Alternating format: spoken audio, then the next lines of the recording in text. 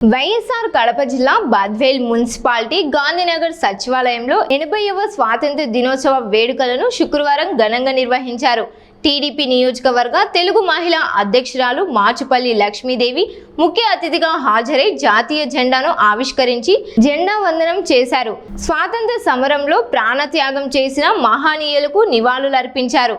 మహిళలు అన్ని రంగాల్లో రాణించాలని, మతాలకు అతీతంగా ప్రజలంతా ఐకమత్యంతో ఉండాలని ఆమె పిలుపునిచ్చారు. కూటమి ప్రభుత్వం అభివృద్ధికి కట్టుబడి ఉందని నియోజకవర్గ ఇన్ఛార్జ్ మంచూరి సూర్యనారాయణ రెడ్డి పర్యవేక్షణలో బద్వేల్ అన్ని రంగాల్లో అభివృద్ధి చెందుతుందని పేర్కొన్నారు. కార్యక్రమంలో సకినాల పకీరయ్య, రామకృష్ణారెడ్డి, రామ్మోహన్ రెడ్డి, రాజారెడ్డి, ఉమాకృష్ణ, మల్లయ్య, సుబ్బరాయుడు, ప్రసాద్, వెంకట్రెడ్డి, రామిరెడ్డి, సచివాలయ సిబ్బంది, స్థానికులు పాల్గొన్నారు. దినోత్సవం మన సచివాలయ పరిధిలో జరుపుకోవడం ఎంతో సంతోషకరంగా ఉంది.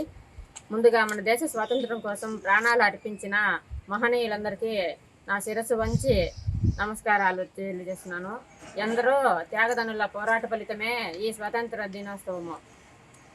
నిజమైన స్వాతంత్రం అంటే మన గాంధీనగర్ పరిధిలోని ప్రజలందరూ కుల మతాలకు అతీతంగా కలిసిమెలిసి ఉండడమే నిజమైన స్వాతంత్రము. మహిళలందరూ అన్ని రంగాలలో ముందుకు రావాలి. పిల్లలకు దేశభక్తి, మన సంస్కృతి విలువలు నేర్పించాలి. ఇదే మనం ఆ మహనీయులకు ఇచ్చే నిజమైన నివాళి. భారతదేశం తరఫున ఒక మహిళా నాయకురాలిగా మీ అందరికీ ఒక మాట ఇస్తున్నాను.